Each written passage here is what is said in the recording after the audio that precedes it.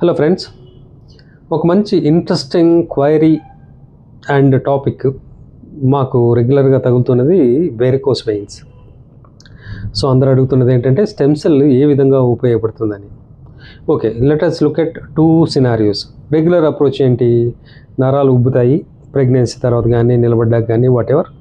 ఉబ్బాక మనము డాక్టర్ దగ్గరికి వెళ్తాము, లేజర్ అంటారు, లేదా స్క్లీరోథెరపీ అంటారు, లేదా సర్జికల్ ఇంటర్వెన్షన్ చేసి దాన్ని క్లియర్ చేస్తారు. రైట్. సో ఇక్కడ విషయం ఏంటి?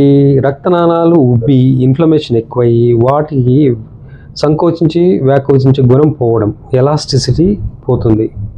Right. So inflammation, tissue damage as well as insufficiency, ఈ 3 ఏర్పడి ఇవి మిమ్మల్ని ఇబ్బంది పెడతాయి.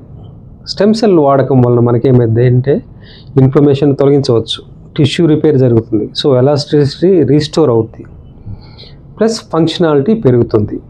కాకపోతే ఇది అండర్ స్పెషలిస్ట్ గైడెన్స్ కింద ఏ స్టేజ్లో వాడితే మీకు ఉపయోగపడుతుంది, ఏ స్టేజ్లో వాడితే మనకి సర్జరికల్ ఇంటర్వెన్షన్ తప్పించుకోవచ్చు అనేది మీరు ప్రాపర్గా క్లారిఫై చేసుకున్నాకే వీటిని వాడే ప్రయత్నం చేయండి.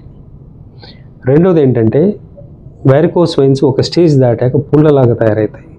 ఈ పుండ్లు తగ్గడానికి కూడా స్టెమ్ సెల్ చక్కగా పనిచేస్తుంది.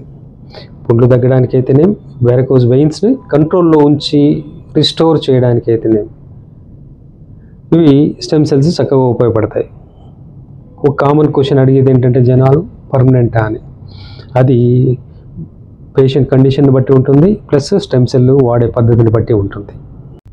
Hope it is useful. అవసరమైతే మీ ఫ్రెండ్స్కి షేర్ చేయండి, ఉపయోగపడండి.